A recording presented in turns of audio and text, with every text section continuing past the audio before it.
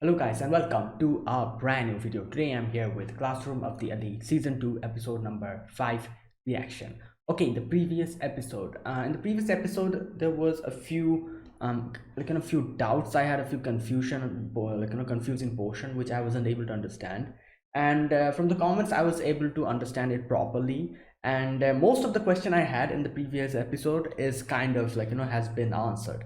And the whole marking system, the point system is kind of a little bit complicated, which we don't get to see much because they just show the piece of paper where the rules are written. So there is a little bit a few things going on here and there over there, which is a little bit confusing. But yeah, thanks to the comments I was able to understand that. And also the portion where I was confused as to how did Ryuen know, the whole thing about why did he not betray, if with the same thing that that Horikita had the doubt that why did he not say who who the VIP was if he already knew about it. That thing was also kind of answered. I don't know the reason behind it, but why, what actually happened over there. I got to realize that because I had actually forgotten the teams, which characters were in which team. So yeah, it helped me out. So basically, Ruin being in the same team as Horikita and Kushida, still he did not say anything, even though she knew that Kushida was the VIP, is in itself quite suspicious. And as what's his name? As Ayanokoji says, she knows the traitor is Kushida. So yeah, that thing. So I'm guessing we're going to get more answers in this episode. So yeah, let's see. Okay, so the previous episode, we got to know that there'll be a sports festival kind of thing where the whole point system is again getting allocated. The main thing about this thing is that there's two teams only, red and white, I think. Yeah. And I think one of the teams are contains class A and class D, while the other team has class B and class C. So class A and D are going to work together, which means Horikita's brother will also be there. That's another thing. And that's one thing we got to know. Another thing we got to see in the end was Horikita was not cooperating at all.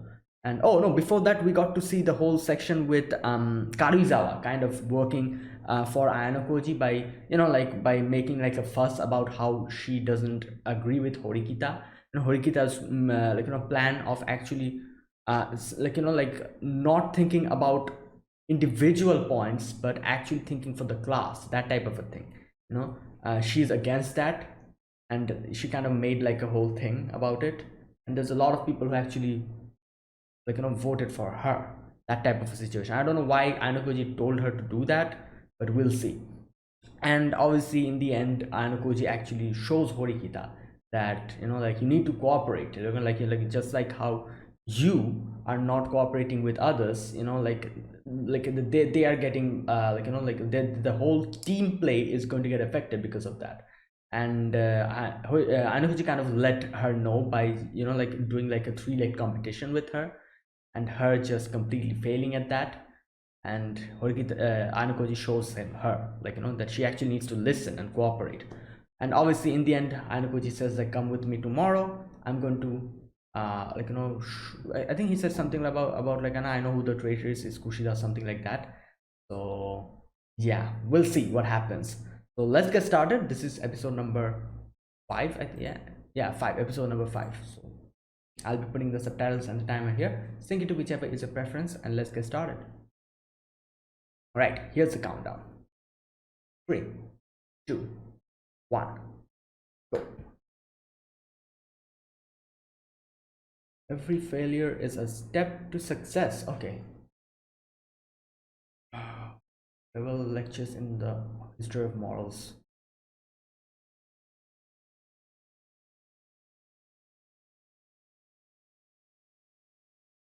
Okay. This shouldn't have been. Yeah. Unless until the VIP. Yeah. There you go. Like I said, unless until she herself did it.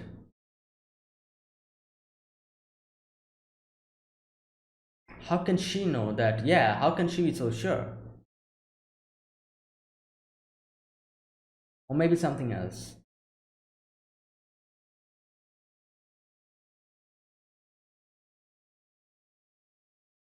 And it has something to do with Ruin, obviously.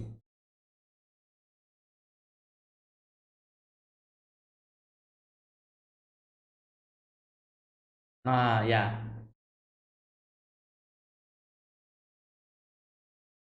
exactly.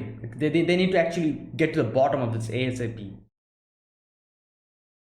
Like she can do this multiple times in the future as well. Like unless and until you go to the bottom of it and confront her about it, like this will continue.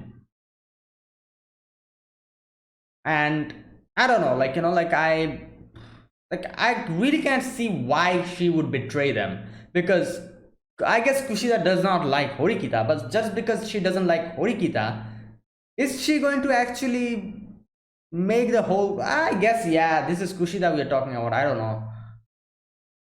So, but I don't think it's because of that. Like I feel like there's genuine some trouble going on with her, or I don't know. Maybe I'm just being naive.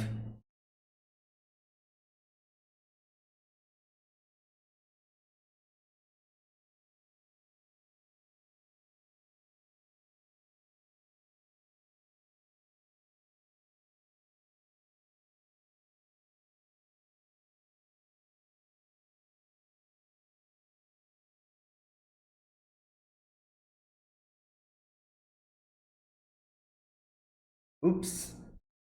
Uh-oh. There's a little bit of a problem on the video.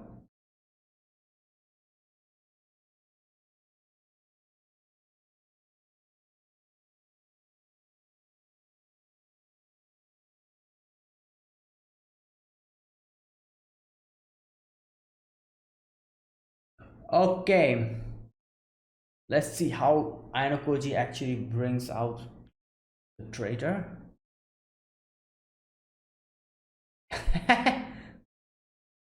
His face.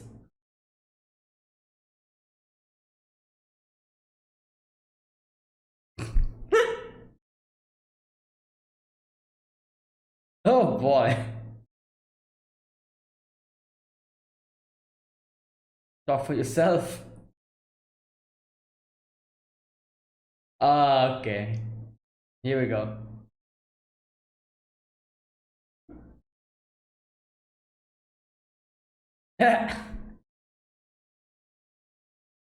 Okay, he just directly said that. All right.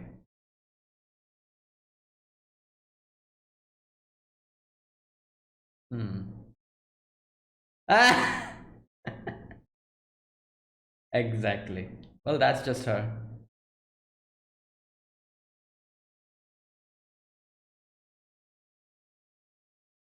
Okay, she's going too straightforward with this.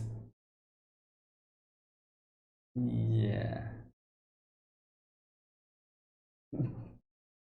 You think she will?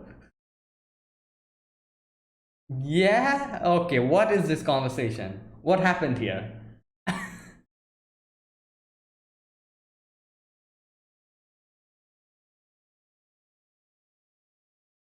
Right?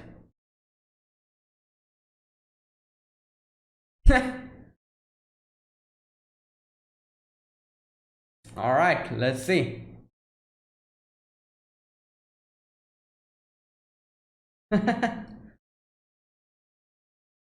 Oh boy. Okay.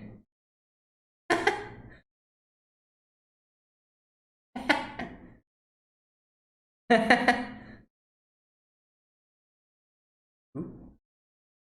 Takaya? Aris. Oh. Oh, this girl, we saw her before. I think in season one.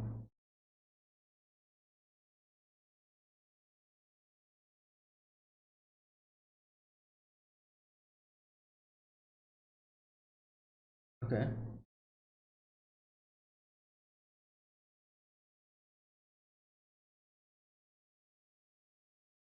Okay.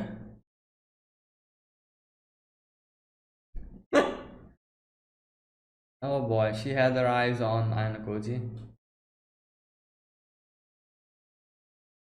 Red. Okay, we are the red team.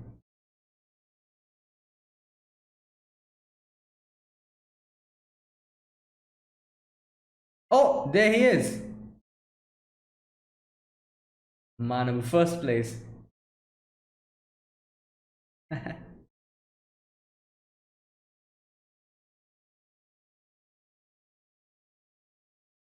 Boy.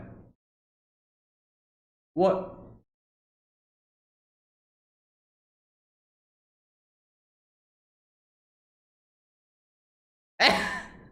Yeah? Wait, who's Oh, okay. Okay. What's up with him? Really don't understand. Like, is she actually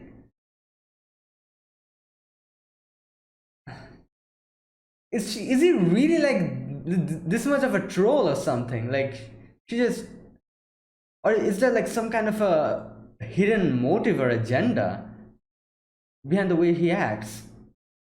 I generally feel he's trolling, but I don't know. Sometimes I don't know. I feel like he's just deliberately doing this. All right, the pole toppling game. Let's go.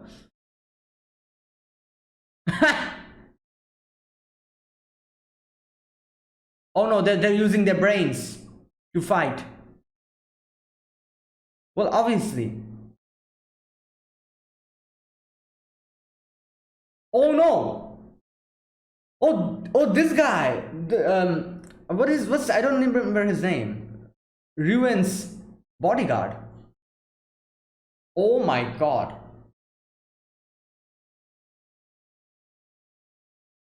Oh, there you go. There's Ruin.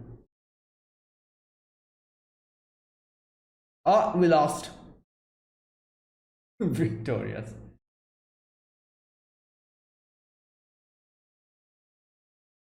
Virtual. What type of a. Calm down. Yeah.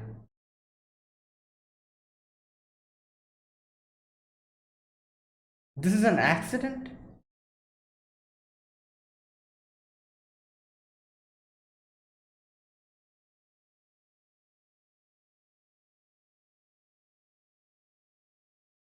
Oh boy, come on.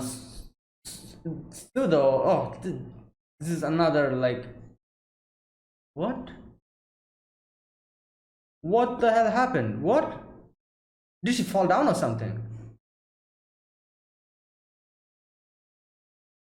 Or did like someone sabotage her?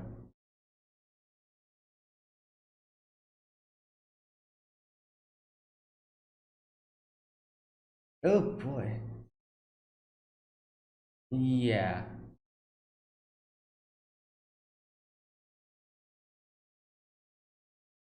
Oh. Yeah, I like I said, it's like sabotage.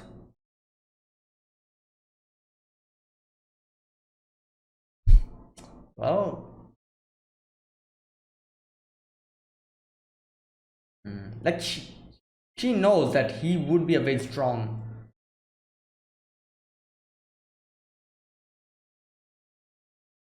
Uh,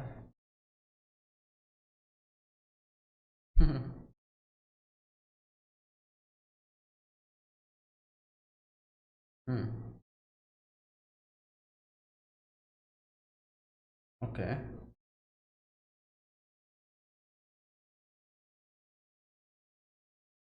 That's going to just make it worse. Like, the team morale and the team performance. But I guess she cannot do anything. Like, like if one person, yeah, goes down.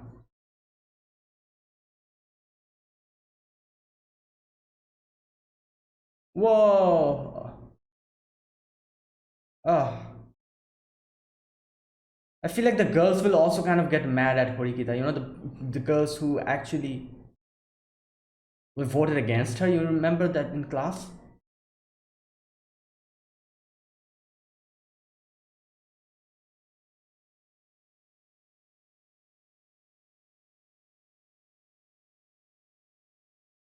Hmm.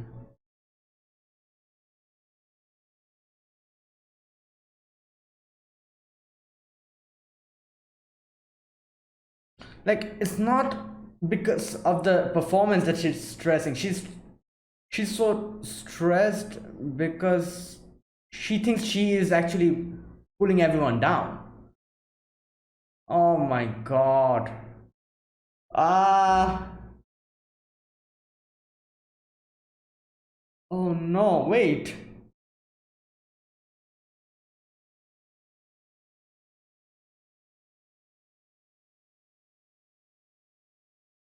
He's too hot-headed. Like, this won't work. Like, it's I don't know. Like, Horikita's like one type of a, not that much, but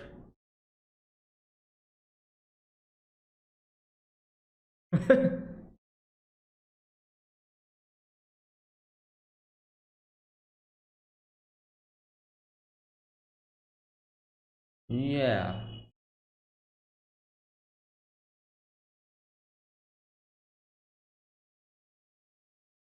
Yeah, obviously not.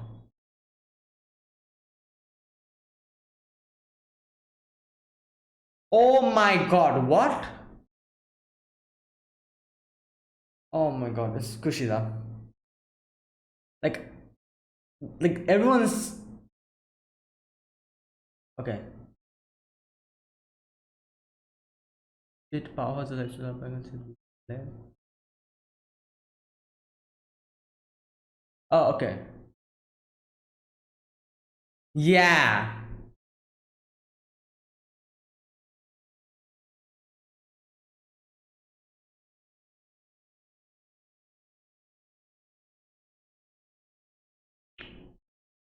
Oh boy. Well, I kind of thought maybe this is also the reason that he's actually not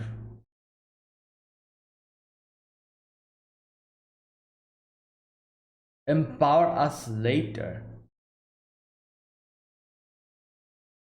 How? Okay.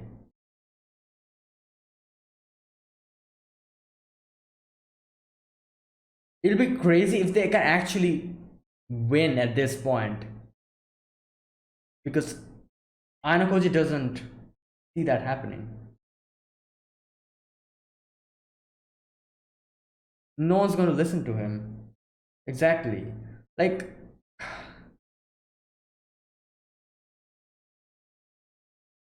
come on. You're doing this for yourself. Like, exactly. He's basically doing that at this point.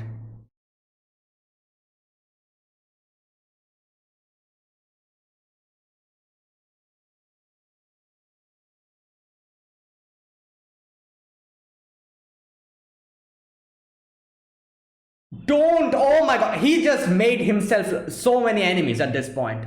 What is he doing? Oh my god.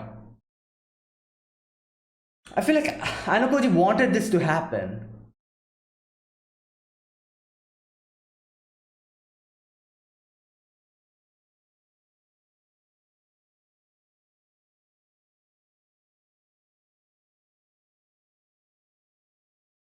The damage is done.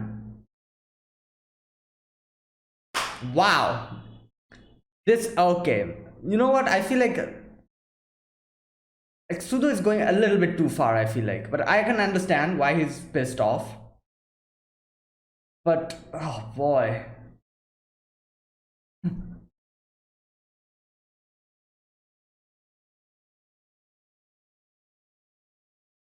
Alright, let's see what Anagoji does.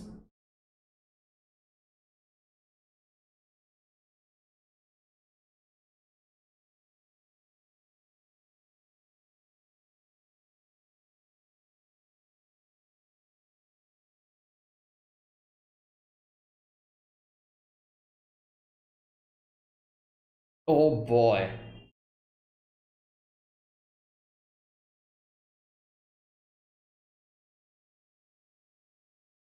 Uh, oh god, here we go again.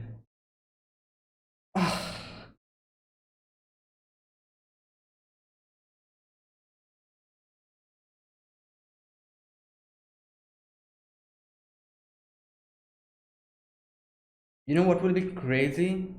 If it's actually Ayano Koji behind this. But no, it's probably Ryuan.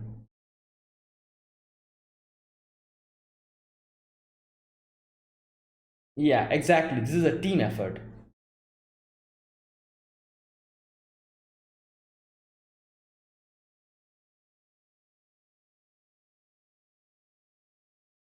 Ah, that's what he's saying. Okay.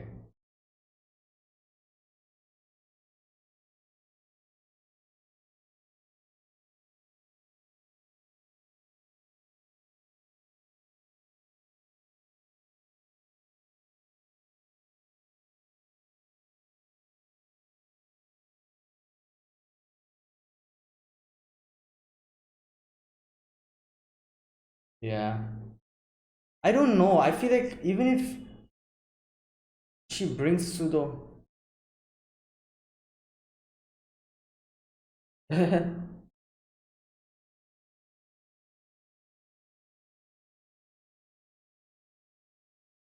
Submit the leaked submission. Yeah, okay.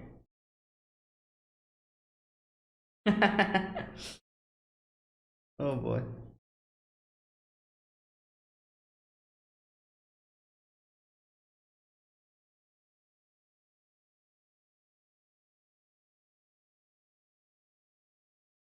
Oh boy. Oh. Oh my god.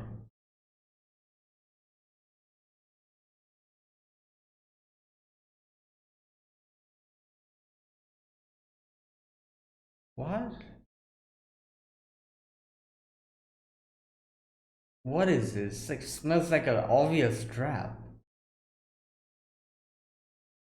Oh my god, it's obviously a trap. Probably Ryuan is waiting there or something.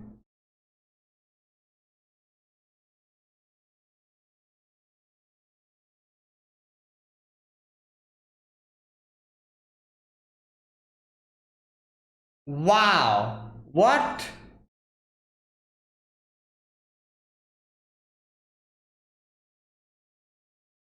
Where's the proof? Where's the proof?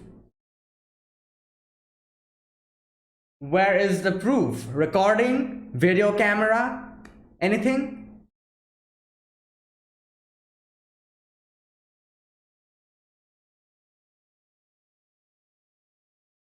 Oh my god. This guy.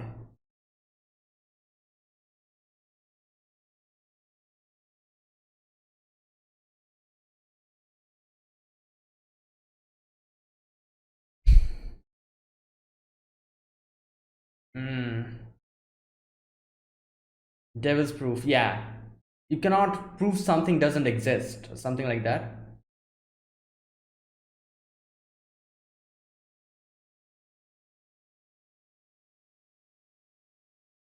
I was going to say about proof, but I feel like that leg is kind of like a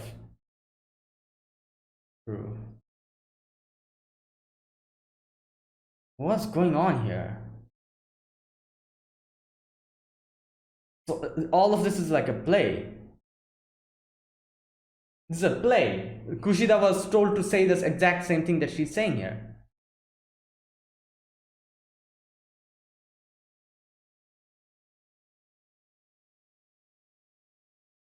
Million points. Does she even have a million points?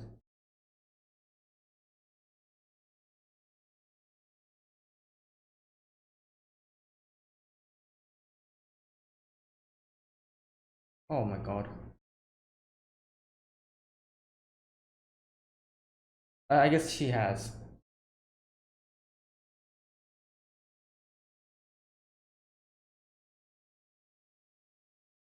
Wow. He'll be like, now it's 2 million. Oh god. Wow.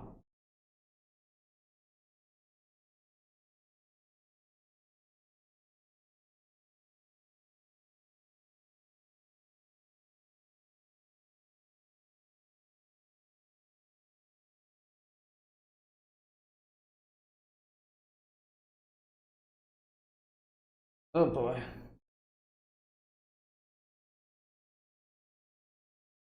Oh, Manabu's here.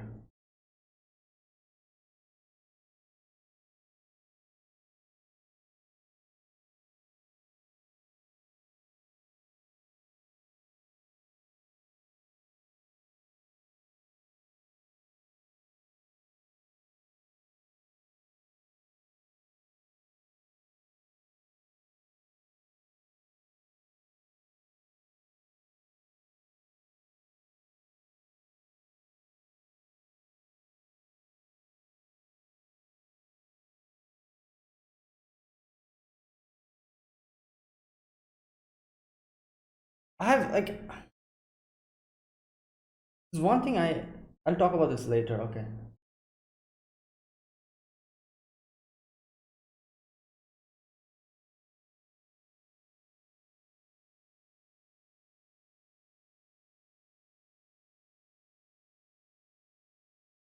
Okay. Oh, I thought they were going to show us something after that. All right. One thing I was going to say here, like, I don't know, this is just a full on wild guess.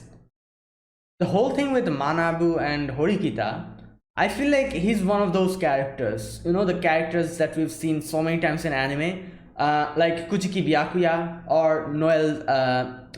What's his name? Nozel, and Byakuya. How they have a sister. They act as if they don't care and they're not really, like, interested in whatever they're doing, but at the same time, like, they don't show it, but they're actually concerned in a way, and they do some questionable things because of that twisted way they think that it's actually protecting her or something like that. Like, I feel like I get this vibe from the whole Manabu and Horikita's, like, interactions and everything. Like, I feel like Manabu is like Byakuya from Bleach, I'm talking about. So, like, he's actually concerned a little bit, but he just acts like that because he probably wants Horikita to shape up and actually kind of, like, become a lot more stronger or something like that. I don't know. This, like I said, it's a wild guess. It's like there's no guarantee that's what's happening, because there's a lot of things in this show which kind of gives us a hint about something and it makes us think as if it's going to happen like that, but actually it's not like that, or something different completely. So yeah, this might be a wrong guess, but I don't know why, but I get that feeling I might be wrong. Anyways, so we begin this episode with Ayano and Horikita um, talking, and Ayano talks about how Kushida is the traitor. So one thing, so he told Horikita about Kushida being the traitor. He did not tell Hirata or Karizawa about Kushida being a traitor. Okay, like, because they were asking him, and he was like, "Who knows?" Something like that. He said. Now, so many things that I still am not actually able to gauge what Ayano is trying to do here. Because first of all, he told Horikita about the whole Kushida being traitor, but after that they go, like, the next day they're like outside and they talk with Kushida. Nothing happens there. I thought there will be like a huge confrontation or something, like Ayano has like some plan where he's going to actually bring out that Kushida is a traitor by letting her accept it, or like her admit it herself, like some kind of a big brain plan or something like that. I thought it was going to go in that direction, and I thought like Kushida is going to actually admit it, and she'll be like, oh yeah, I was the one, and then maybe it's going to get resolved. But nothing that sort of, like, happened. It was just them just going there, and Horikita being like, Kushida, you're the traitor. Kushida is like, you're making me sad. I'm not a traitor. I'm a good person. And Horikita being like, all right, I guess I have to, like, I have to accept that for now, but I have my eyes on you. That was basically the whole thing. That was it. And so I'm pretty sure Anakoji anticipated this happen. So what was the point of that? I'm pretty sure there is a point in that, which we're going to get to know later on. Everything that's happening here, I'm pretty sure everything has a point, which we're going to get to know almost at the end, I'm guessing. But I'm trying to think what could be the point to that. Like, what was the reason? Like, he's like, one thing I can very easily understand here, he's actually putting Horikita on the spot. That's what he's doing. He's putting Horikita in the different, like, situations, and I feel like he's actually letting her handle the situations and letting her realize how messed up everything is and how she actually needs other people's help for doing stuff. I feel like that's basically what he's trying to do here. Like the whole thing with like, Kushida as well. He just informed her, told her to confront Kushida, and that was it. He won't do anything else after this. The other thing as well, where he told her to go for Sudo and, like, call him back. He just told her what to do, and that's just it. He's not going to do anything after that. After this, Hoikita is going to try to handle it on her own way, and she's probably going to fall into a lot of problems. For example, the whole thing with Ryuen that happened, that's one of the biggest problem that she fell into, a trap. So this type of situations, I feel like Anakoji knows this is going to happen, and he's just letting Horikita fall into those type of problematic situations and traps, just because he wants Horikita to realize how she is just powerless without anyone else. And for other people's cooperation, she needs to look at everything from other people's perspective as well, put on their shoes. She cannot just do everything in her own, like, like rules and regulations way. She's just saying, like, oh, this is how it should be happening, so why is my teammates not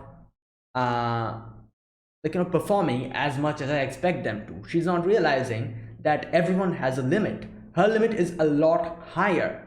That's why she can do it. That's not the same for every other character here. She doesn't realize that, and she doesn't realize the fact that unless and until she is able to think alongside them, work alongside them together, she alone won't be able to do anything, even though she is a lot more, like, superior to all of her other classmates in terms of physical or, like, intelligence, stuff like that. Even if she's a lot more superior in that regards to them, she won't be able to do anything because she's a single person, so she needs to lower her own level and actually work with everyone else, and that is going to make the situation a lot more better, and she will actually get results. This is a team match. This is not a solo match. If this was a solo match, she would have probably done a lot better than every one of us could even imagine. This is a team match, so what can she do alone? So this is my guess. Ainokoji is basically making Horikita go through these type of problematic situations because he wants her to realize she needs other people's help. I don't know, just what I think, but either way, next we see, after that first conversation, Kushida and Horikita, they are in the like kind of sitting down. Ayanokoji is there as well, and Kushida here just like abruptly says, like, you know what, I think that you're the one who leaked everything. Ayanokoji is like, I thought she was going to actually, like, kind of the way she told that, I thought she was going to change it a little bit or something. She didn't sugarcoat it, just directly said. And Kushida's like, oh, what are you saying? Like, I'm not going to do that, and stuff like that, she says. And okay, just a sec. Let me.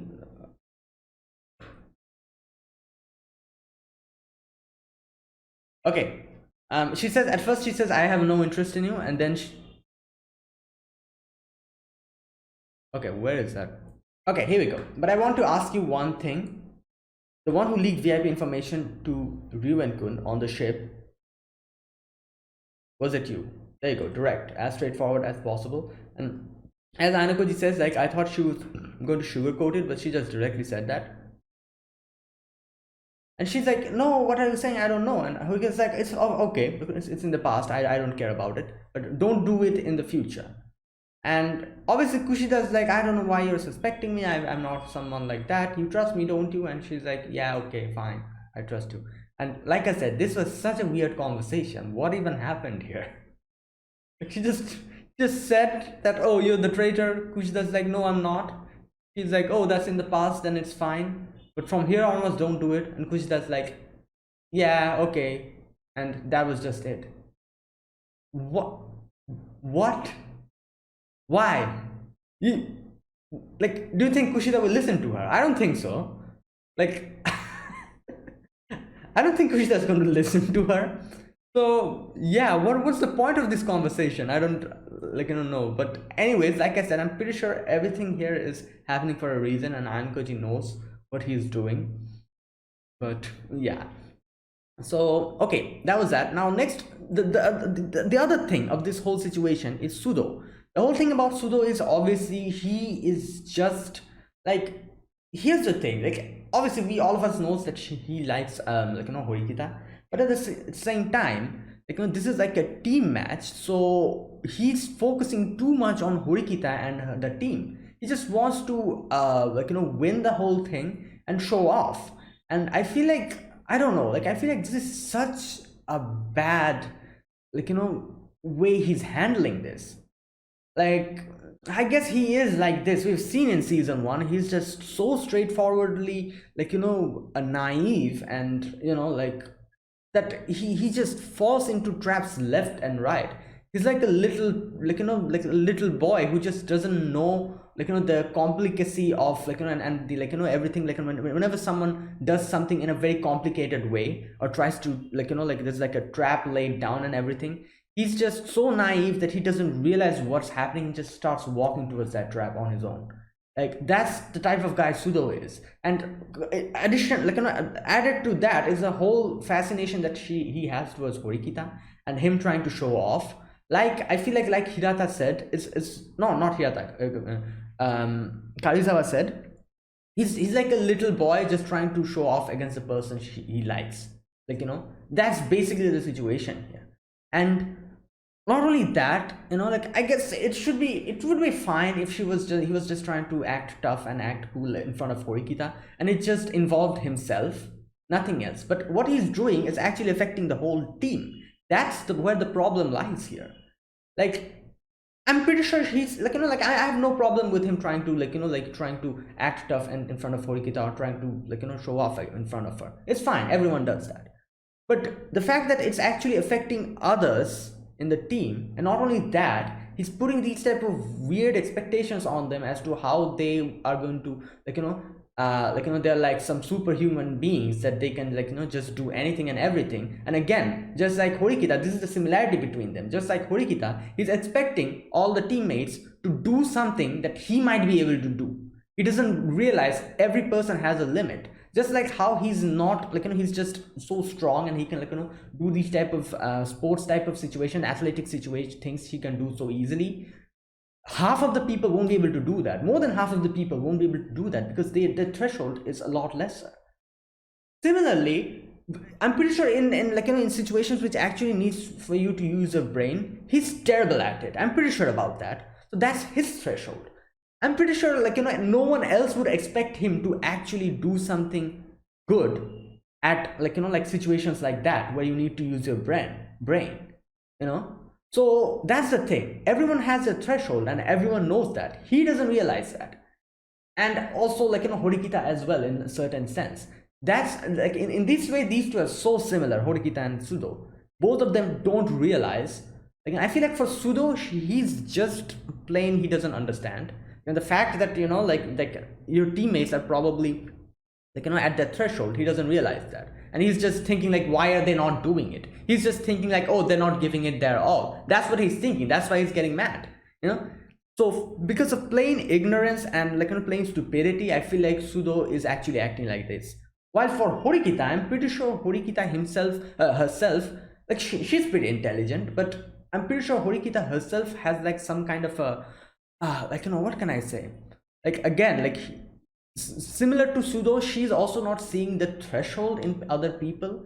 It's just that she doesn't even expect has no interest in others, and that's why she just thinks that, oh, they are not doing this because they're not giving it their all or something like that. Both of them are so similar in this regard, and it's just It's just so crazy. And like while this is happening, like Sudo just making a complete fool out of himself by just screaming and like like blaming others. He's just making a fool out of himself in front of this class. No one's going to listen to him. No one's going to do like like at least like like even if people were actually trying, they won't even do that from here onwards, because because of Sudo. They'll people will be pissed off at him, will not listen to him, will probably do the reverse of what he tells others to do, which is also going to bring down the performance of the team as well. Like, so there you go, that's what's happening here. And obviously Horikita has her own problems, and the whole thing with another thing, there's problem with Horikita is like her inferiority complex, and as soon as Manabu comes to the equation, inferiority complex kicks in and is crazy. If Manabu was not here, I'm pretty sure she would have probably been fine.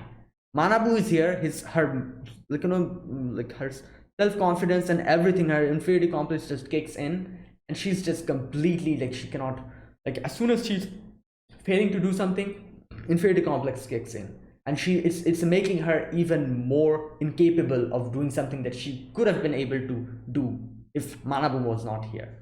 So that's the whole situation. That's basically it. It's chaos.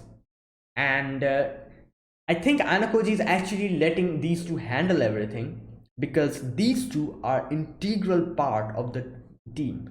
Sudo is very strong, like in an athletic department, he'll be a big asset. And Horikita, her leadership or her intelligence and everything will be a big asset. So because of these two things, Anakoji realizes that these two are what do you call it, is very, very important to the class. So what he's trying to do is he's trying to take out their weaknesses, or kind of like kind of reduce their weaknesses, and that's why he's letting them handle the situation. They're going to learn. Horikita and Sudo is going to learn by falling down. That's how they're going to learn. That's why I think maybe that was why the reason when Kaiusa was like, oh, how are we going to win? He's like, I don't have any intention to win. We're not going to win here. So he wants them to lose. He wants them to fall down. He wants them themselves to realize, because a lot of, like, if someone else tell them to, they'll just not listen. And even if they listen, they won't just do it. So they need to realize it on their own. And for that, he is actually making them fall into these type of situations. So that's just my guess. I feel like this is like a whole setup by Ayanokoji, just so that they can learn their own weaknesses, and they learn after they fall. They'll fall down and get hurt, and then hopefully they'll pick themselves back up again stronger than before. That type of a thing, I think. But either way, what Sudo was doing here is obviously, like, it's not helping out. He's just so hyped up. He's like, oh, we're going to do this. And, just looking at Horikita. Horikita's like looking at somewhere else.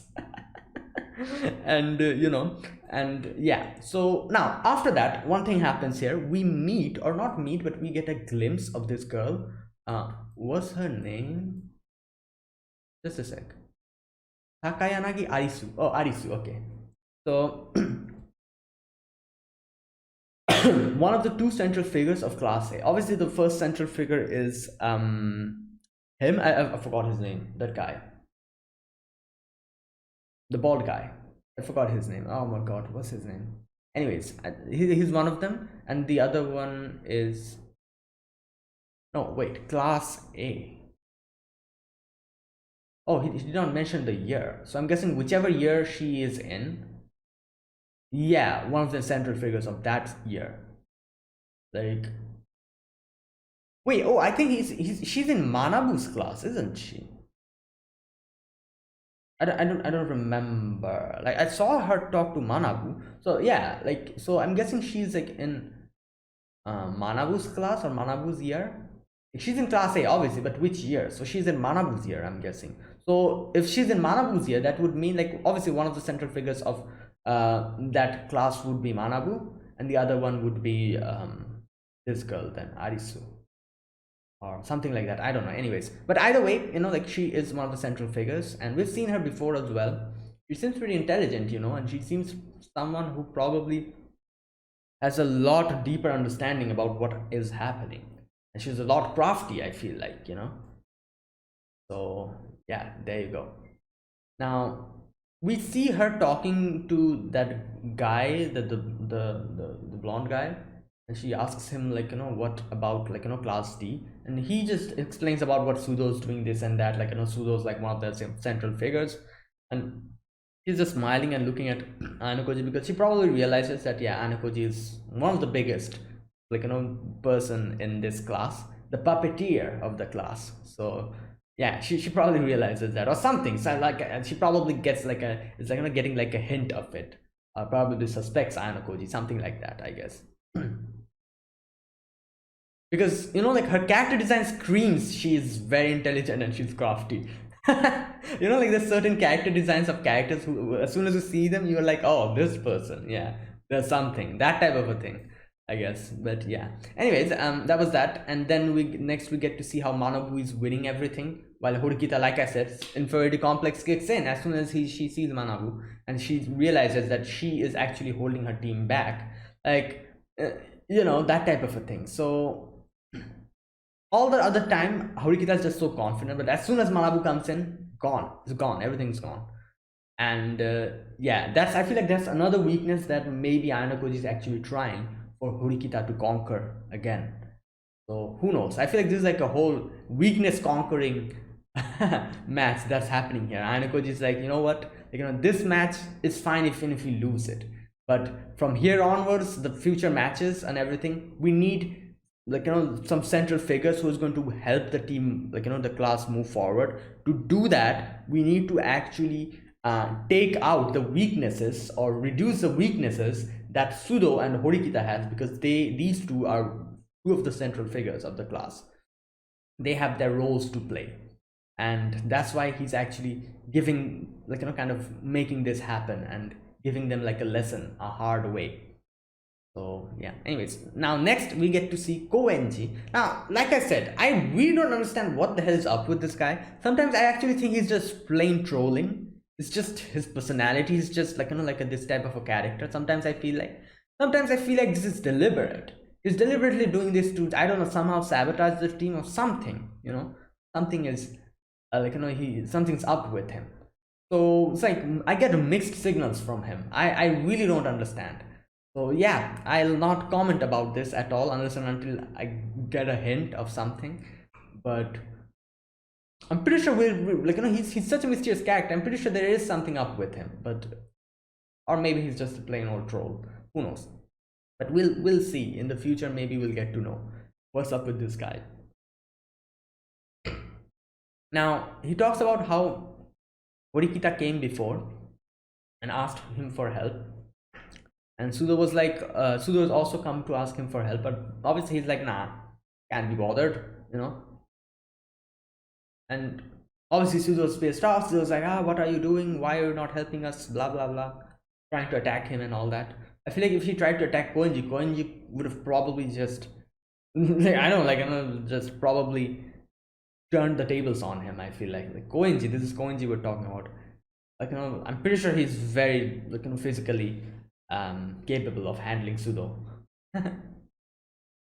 Yeah, anyways, next we get to the pole toppling, and here obviously, like, they know the threat here is Sudo. So everyone kind of goes and, like, surrounds him. Now, one thing I really don't understand what is going on with this thing. They're obviously cheating in a way, you could say, like the whole thing with Ruin just, like, putting his legs on Sudo and just stomping on him, keeping him down, and everyone, like, like stuff like that. That's obviously cheating, isn't it? Like, even Sudo said, like, oh, this is cheating. So if that is cheating, why is no one saying anything? Why is Manabu not saying anything? Manabu is part of this team.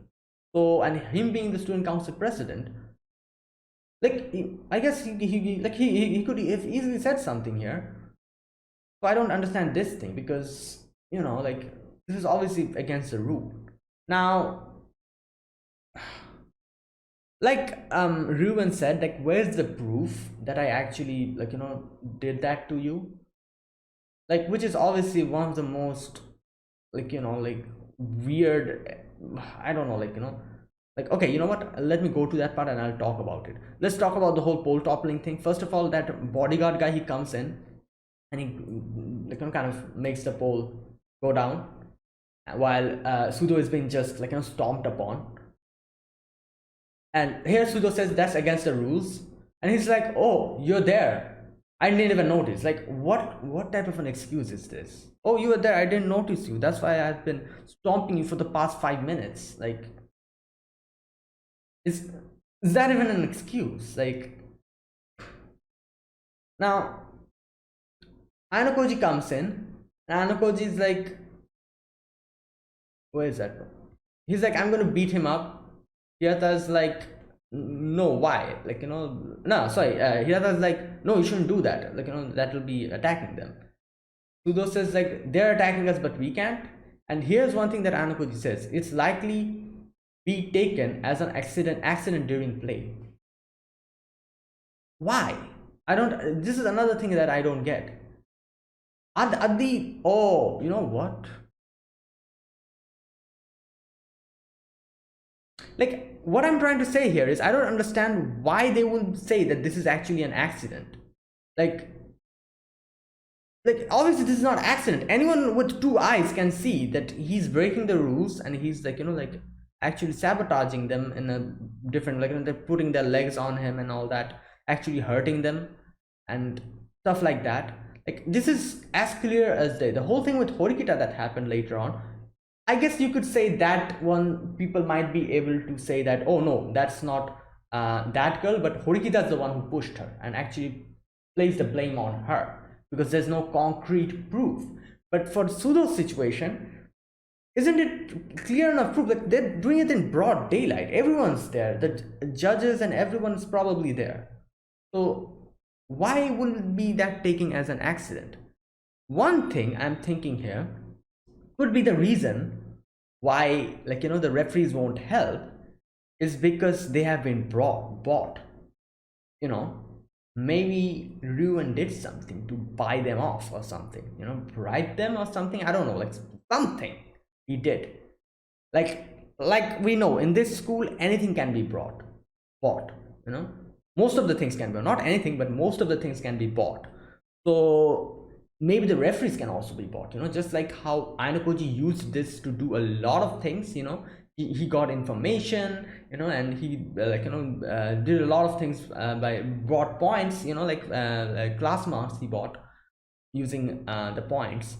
So just like that, maybe Ruin also bought, the referees, so that he can do these type of things in broad daylight and they won't even stop them. And if class D goes and kind of lodges a complaint, the referee will be like, "That was an accident," because they've already been bought.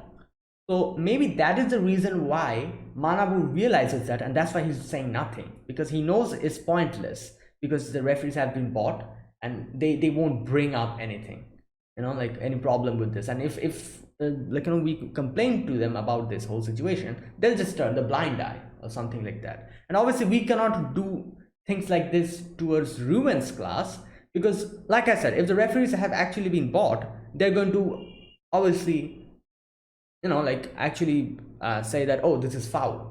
But for us, that won't happen.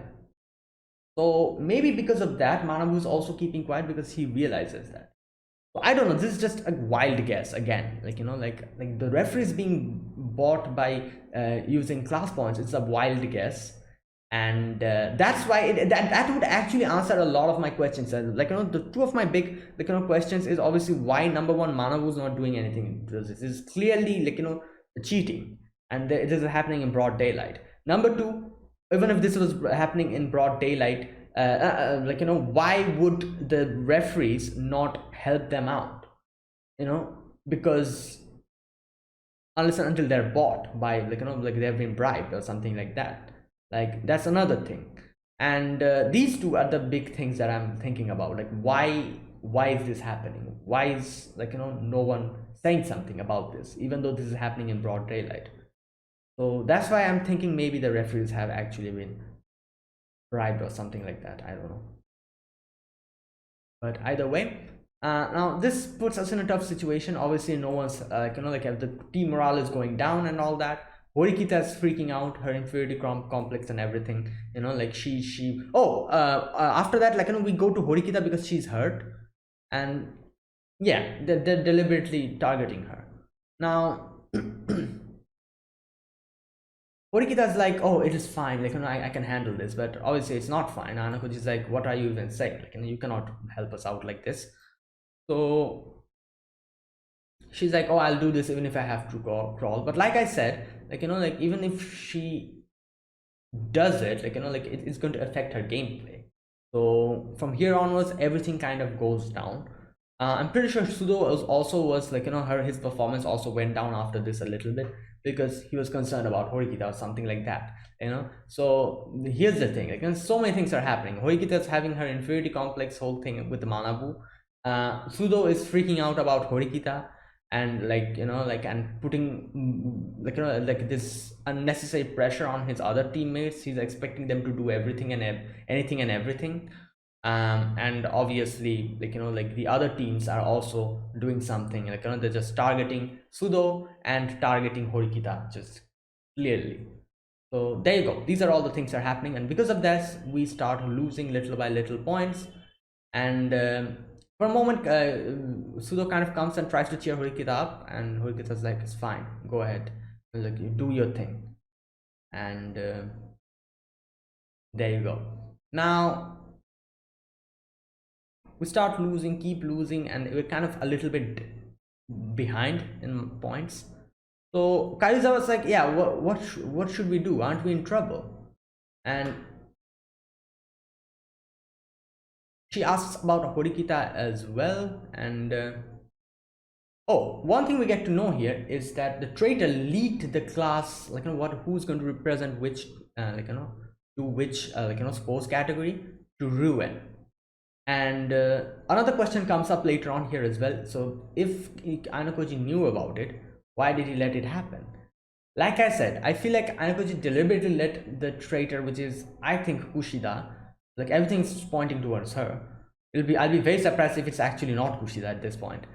So if it was like Kushida actually leaked it to Ruin, then why did he allow that? Like I said, he deliberately allowed, like kind of gave that letter, appointed, let her do that, and actually turned in that recommendation, like the thing, which character is going to go for which sports.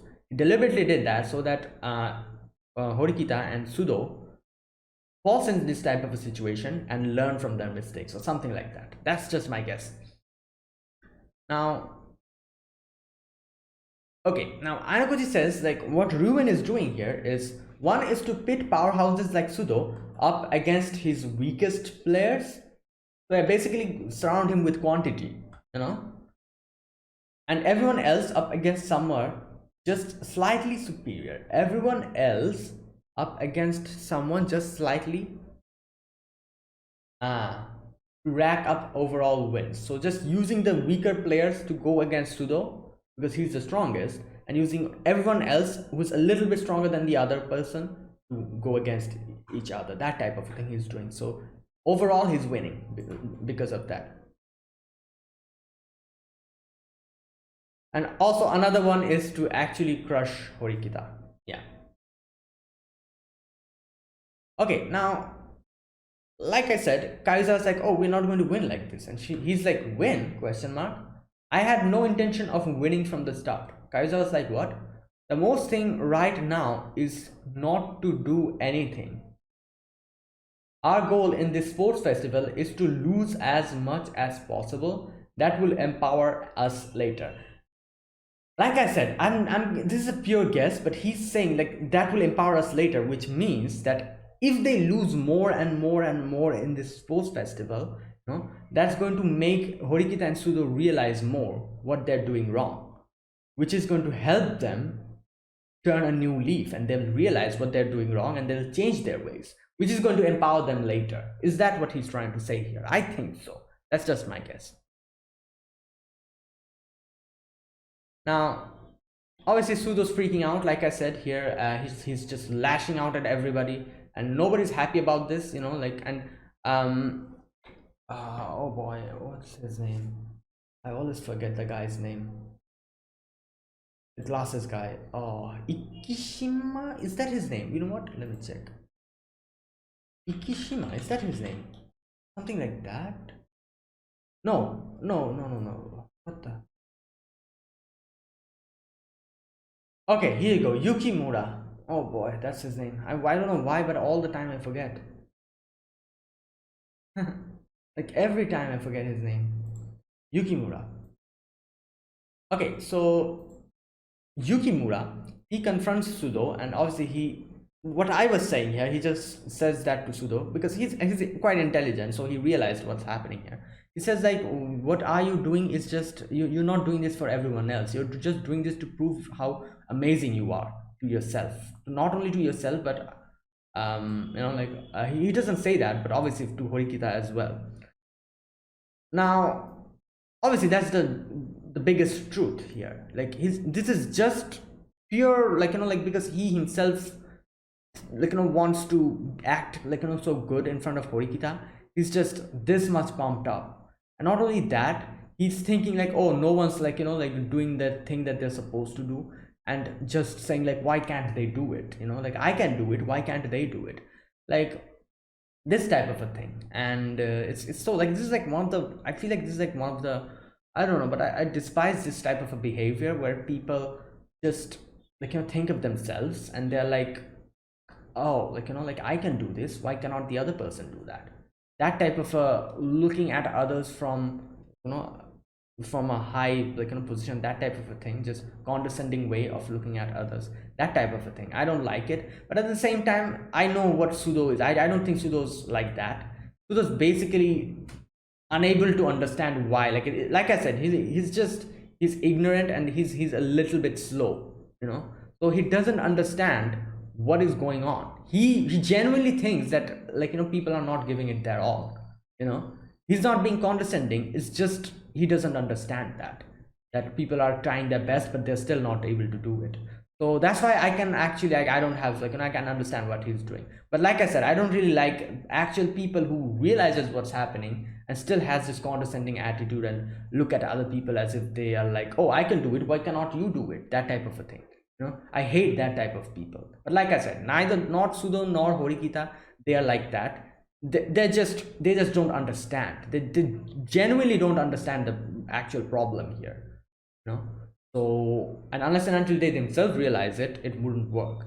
So he's making like a complete scene over here, like just punches Hirata, and obviously that's going to make him more what can I say, bring more enmity towards him. All the class is just looking at him and they're like, oh, such disgusting, stuff like that they're saying. Like from the beginning, he did not have like a good reputation, and now he's hitting Hirata being the most influential person, one of the most influential person in this class, and everyone's just looking at him like that. And obviously Hirata's like, no, it's fine, when the teacher comes in, she's like, it's fine, no problem, I just fell down or something like that. He says, trying to smooth things out, and yeah, he's trying his best, but obviously Sudo's like not listening to it. It just leaves. And while everything is happening, Horikita's just sitting down, kind of having like a mental breakdown. And she's kind of thinking badly of herself. She's like having this inferiority complex thing again. It's like, oh, I'm letting everyone down. Not everyone, but obviously Manabu down. Like that's the main thing here. Like I don't think she actually she actually gives a crap about everyone else. What she's most concerned about is actually the reputation or whatever her brother has, and how that's getting sullied because of her. That's the thing she's being troubled with. So there you go, that's what's actually eating at her. Like I said, if Manabu was not in this team, or if not team, but if Manabu was not here at all in this game at all, then I feel like Horikita would have been a lot different here. And she would have probably been, obviously she would have been hurting, and she would have been very depressed because they're losing everything. But at the same time, I feel like she wouldn't probably be this down. She's just having a complete like a very bad situation is going on here. She's just thinking about how she's actually dragging the team down because Manabu is here. And if Manabu was not in the equation, this could have gone a little bit different, I feel like. But either way, Horikita has her own problems, so she's thinking about all of that, and she's like, "Oh, you want me to go and ask Sudo to come back? You know, like don't tell me to do that and stuff like that." And I feel like Anakuji here just directly tells her, like, "Oh, you know what? You're useless. You know, like so, like the thing that you can do, you should at least go and do that. But if you just want to stay here being useless, then go ahead. That's what you want." And like directly just says this to her.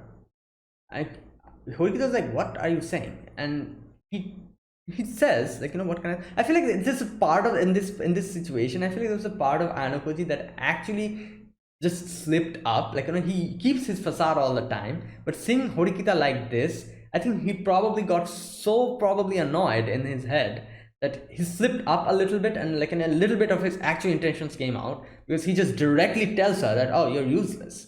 Like you're useless, and you're being useless here. Like just sitting down doing nothing. At least do the thing that you can actually do, that is go and bring Sudo in. At least you can do that, but you're not even doing anything like that, just here, just wallowing in your sorrow." Now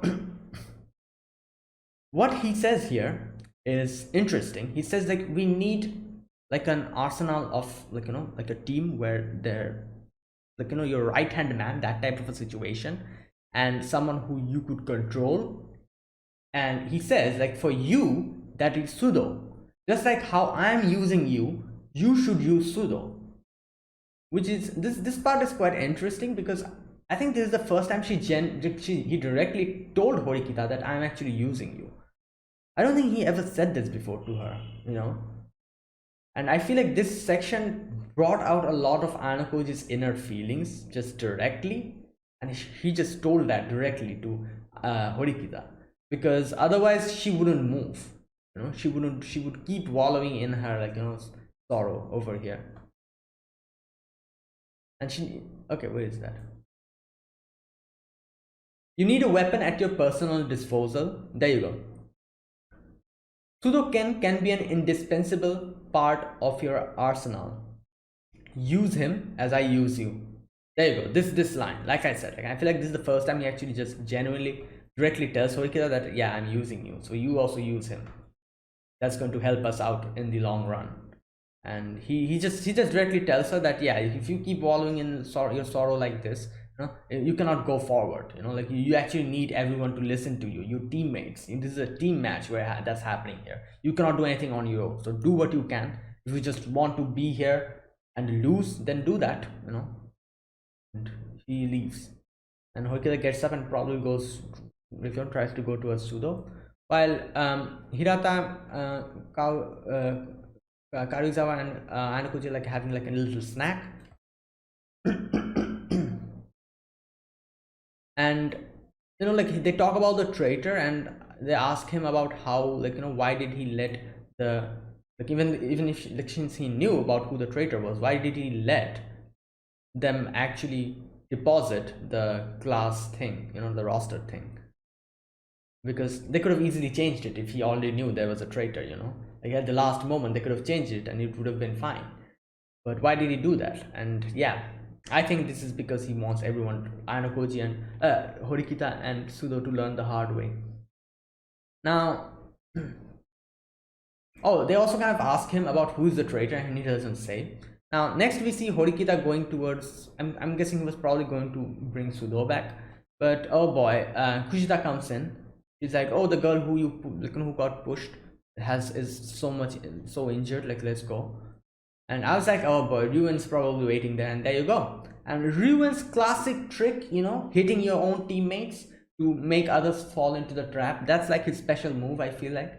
If this was like a fighting game or something, like a RPG or something, this would be one of his ultimate moves. Just hit your own teammate and and blame others for that and try to frame them.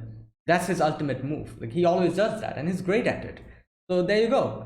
He's like just standing there condescendingly, and he's like, "Oh, like, see, Horikita, what happened?" And at first I was like, "Where's the proof?" And then as soon as I saw the leg, I'm like, "Oh my god, yeah, I guess this kind of counts as proof," even though it was probably himself that did it, because the girl herself wouldn't say anything when asked, like, if she's asked that, oh, did Ruin did this to you, she would deny it, because that's the thing about their class, they listen to Ruin. Even if they get hit and beaten up, they listen to Ruin. They're, what can I say, it's like this, not loyalty, I wouldn't call it loyalty, but fear for him or something like that. Like, he actually rules over the class with fear. So that's why they're scared to actually, like, say anything against Ruin. So they cannot snitch. So there you go. That's basically the thing that happened here. Like I said, like, if the leg was not like that, they could have easily said something like, oh, where's the proof? But now, since Ruin made the leg like this, I guess that counts as proof, even though that's completely false and fabricated. Nothing they can do about here. Like, this part was so, what can I say, like, so, like, it's so uncomfortable, this whole situation, because I'm actually seeing this thing. Like, Ruin is standing there, that girl is there, and Kushida, all of them are actually enemies for Horikita. And it's like Horikita's all alone there. I'm like, oh my god, this is a bad situation here. Now, again, like I said, it's not confirmed that Kushida is a traitor, but I feel like everything's pointing towards her. So at this point, I'm pretty sure, like 70% sure, that she is the traitor. But it'll be surprising in the end if we actually get to know that she was not the traitor. But I don't think that's going to happen. I'm pretty sure she is the traitor, because like, this is this show we're talking about. So maybe they'll pull a twist in the end and they'll be like, oh, Kushida was not the traitor, it was this person or something like that. Like, like, they can't do it, but I don't think that's what they're going to do, because they're just clearly showing us how Kushida is the one who's doing it or something like that. Like, all suspicion falls on Kushida, because here again, this part is also so suspicious. Kushida went and brought Horikita in the place where Ruin was just waiting. So obviously this again kind of points towards the direction that, oh, Kushida and Ruin are working together or something like that. So there you go. Ruin is like, like, like this, you saw what happened, I'm going to tell the student council, and like, and yeah, do you want me to do that?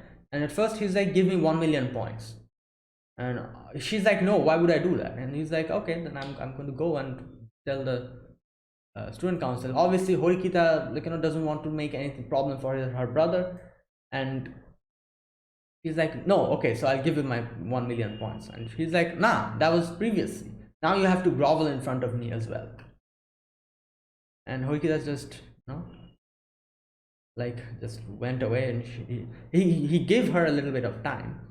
And then Horikita outside meets Manabu, and Manabu kind of stops a little bit, and here Horikita like tells how, like, he's, stuff is happening like this, but don't worry, brother, like, I'll try my best to do everything, and your reputation doesn't go down, or something like that, she says. Okay, I'm keenly aware of my own incompetence, but don't worry, I won't make any trouble for you, brother. He doesn't even say anything, he just stops, listens, and just leaves. And this part, what Horikita says, he feels no sympathy for me, but he did stop. That's enough for now. This part, like I said, I have a weird feeling about Manabu, but this line that Horikita says here, like, he feels no sympathy for me, but he did stop. What Horikita means here is, like, he doesn't feel any sympathy for me, but he stopped because he has expectations for me. And according to Horikita, she wants to keep those expectations. I think, however, Manabu stopped clearly because he was concerned, because he felt sympathy for her.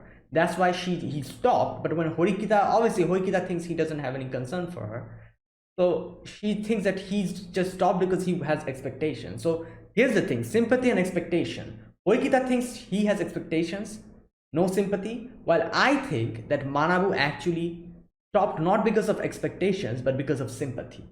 This is just what I think. That's why I am saying here that I feel like Manabu is like, like Byakuya, or Byakuya from Bleach, or Nozel from Black Clover. Both have siblings, and both, by the end of it, we got to see they're actually concerned about them. That type of a thing. I think here, this is just my like, guess. That's what's going on here. I might be wrong, but we'll see. But yeah, that was it. And okay.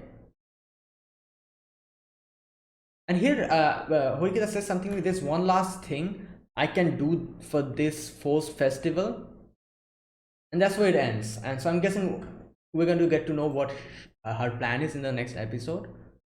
So yeah, it'll be interesting to see. But either way, there you go. We're in a full-on trap. Horikita and is in a full-on trap. Sudo's just doing his own thing, and there you go. This is just a complete mess. And I think Anukoji is deliberately letting them go through this because everyone needs to learn this the hard way. But I don't know. I have this feeling in me that by the end of it, our team is going to win somehow or the other. Like something's going to, because like Ainokoji himself says that I have no intention to win.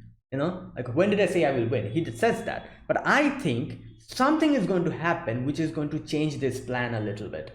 And maybe by the end of it, Ainokoji himself will make a move to actually win, or something else will happen where like Horikita and Sudo will kind of go beyond everyone's expectations and actually do something themselves and win the match, at which Anukoji himself will be surprised very much, or something like that is going to happen, I feel like, because I don't see them losing.